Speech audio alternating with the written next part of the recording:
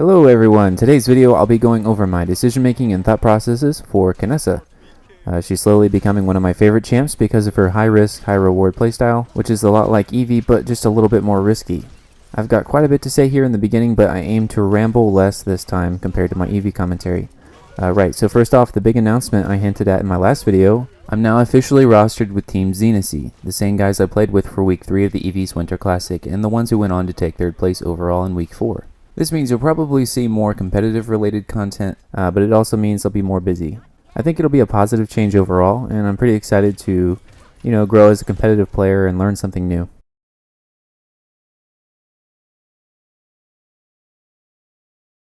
Alright, briefly going over my loadout, Restore 4 is what allows Kinessa to dual flankers and stay in the fight without waiting for the out of combat regeneration. Some people run Restore 3, but that's up to you. Prodigy 4 because you gotta go fast. Quick Scope because Call of Duty. Only 2 points here since we don't have the luxury of spending more. Open Season lets you see people behind walls briefly and it lets you know where they're headed to next. Bob and Weave feels really good and I urge you to try it out. It turns Teleport into an ability you can use aggressively, and now that it's on a 10-second cooldown instead of 12, it's a little bit less punishing to use that way. First things first, I look at who I'm facing, what champions they're playing, and how I need to play in order to counter them. On the enemy team, 2 notable players are iDrop Bodies from Team Astral Authority and Tiny Fetus from Zenith, the same team I'm on. In terms of champions, I need to worry about Cassie, Eevee, and Makoa if he decides to play as a flanker. Tyra is typically not a concern for Kinessa, but since it's a good player, I still need to show some respect. Next up, I look at the enemy's loadouts. Some champion loadouts are more important than others, but Eevee is one of the most important. Knowing how many points she puts into Wormhole and how many points into Teleport is critical. I see 50% Teleport and 4 seconds in Wormhole, meaning she wants to go for short range and extended duels. This is good news for me since it means if I keep a good distance, she has no chance of catching me. It also means I don't want to fight in a small corridor. With the 2 major threats on the enemy team needing either Haven or Blast Shield to counter them, it makes my decision to buy a little bit tougher. Because of this, I go for Nimble, an item that helps counter both champions. Since Cassie and Eevee are projectile based, Nimble helps with dodging their shots and escaping. This is a pretty typical start point for Kinessa on Fish Market. I want to get a couple shots off on anyone headed for the open side so I can dismount them, or on anyone who rushes the point. Immediately after that, I'm listening closely for who is coming to flank me, could be from the left or right. Here is the big secret, the ultimate trick to being a good Kinessa. Run and hide. Yeah, you thought she was a bounty hunter badass, but no, she's actually the prey in almost every matchup. The sooner you learn to respect the enemy flanker, no matter how bad they are, the better. Not to say you can't pull off your MLG trick shots at close range, but let's be real here, it's a lot easier for them to pull off their combo than it is for you to do yours.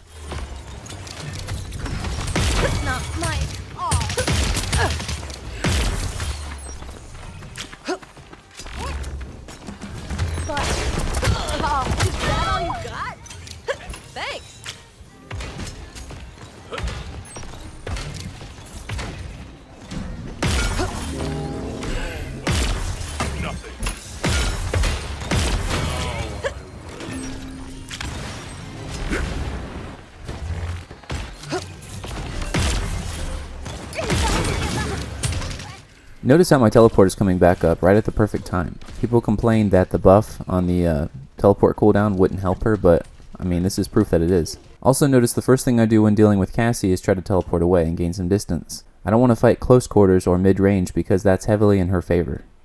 So using my ultimate here wasn't necessary. I didn't know Cassie had just died, and I used it in hopes of being able to kill her as well. Notice I don't go straight for the Makoa here though. I see the Eevee blink by, and I'm kind of waiting for her to poke her head out or, attack from the side or something. For Kinessa, ulting an Eevee in a 1v1 situation is perfectly acceptable. The same goes for Eevee against Kinessa since it prevents her from teleporting. For sniping Eevee and Drogosh from the air, you really need to practice shooting moving aerial targets. Unfortunately, the shooting range can't help at all with that. So for this one you need to practice 1v1 with a friend. I did several hours of Kinessa vs Eevee on Fish Market, so I'm fairly confident with those type of shots. In Eevee's shoes, I would recommend just not soaring in open areas like that. In some matchups it's not a big deal, but against Kinessa it's a pretty bad idea. Cassie uses her ultimate, so I know I'm revealed and I try to gain some distance from both Cassie and Eevee who want to hunt me down.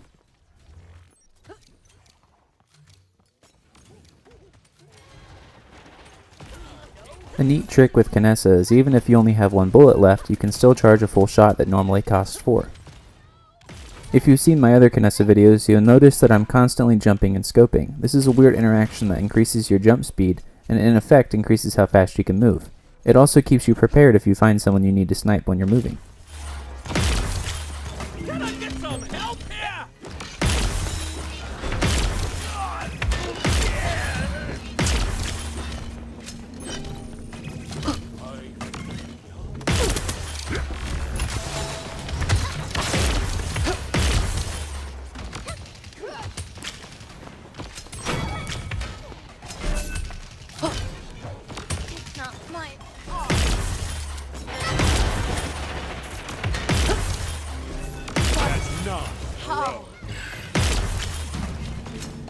Time to take charge!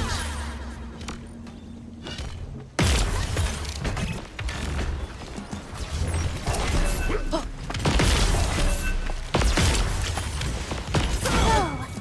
this is despair! Thanks a bunch. Enemy killing spree.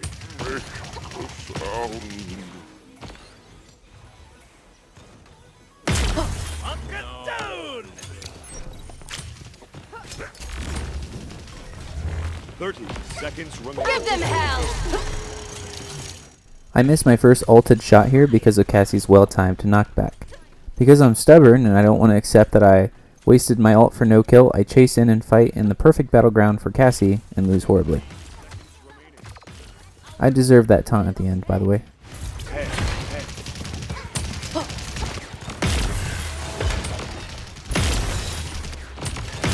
Spring has come.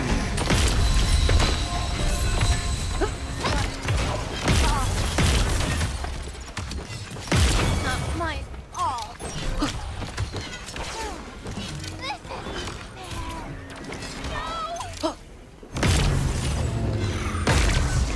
Don't give up. Not bad.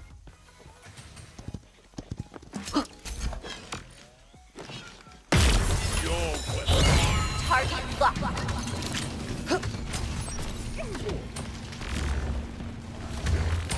Watch your step. Challenge my power. Not stealth shoot. Let go.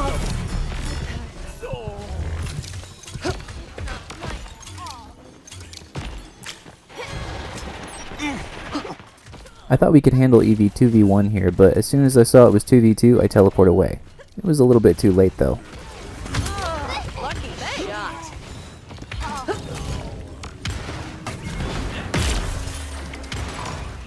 Is that all you got?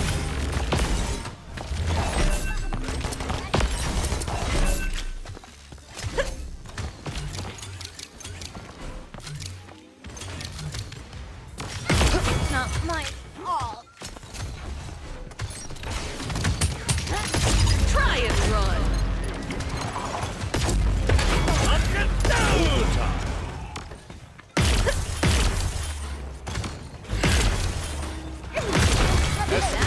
Now currently Kinessa's mind sound indicators are really quiet. I think the best quality of life buff they could give her is to add a sharp sound anytime an enemy initially trips them off. But for now, just try your best to listen for them. I notice Eevee on my left because of that. Just what the doctor ordered. This is okay. Time. Tyra's forced into a lose-lose situation here. It's part of the power of Kinessa. If she walks out from behind the boxes, she's dead. But if she stays, Eevee can't miss her shots because she can't move or jump. Don't give up.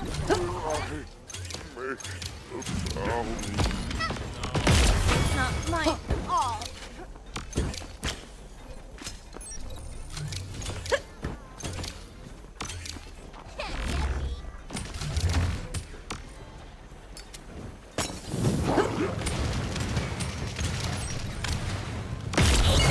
Target locked.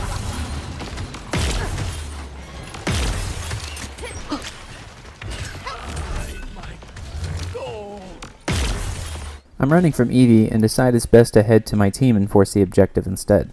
What I don't realize is half of our team is already dead, and I'm walking right into a Makoa. Shows the importance of watching the death timers. I bite. Try and run.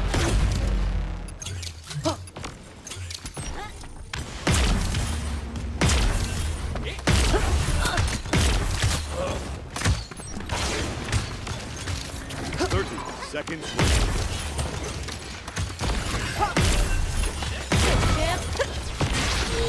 Challenge my co-op.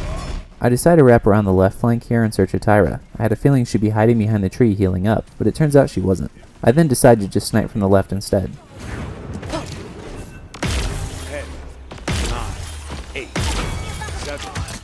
I'm quickly greeted by Cassie, but she misses a few crucial shots here, which allows me to win the fight. Tag him. Overtime.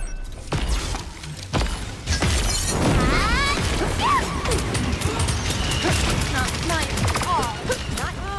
Lucky shot. Victory. Good game. Woohoo! GG! You're the Puma's Snapping necks and pajamas. cashing checks. Not bad. I am the greatest. Game over. Yes. Now you have my Cancel that. attention.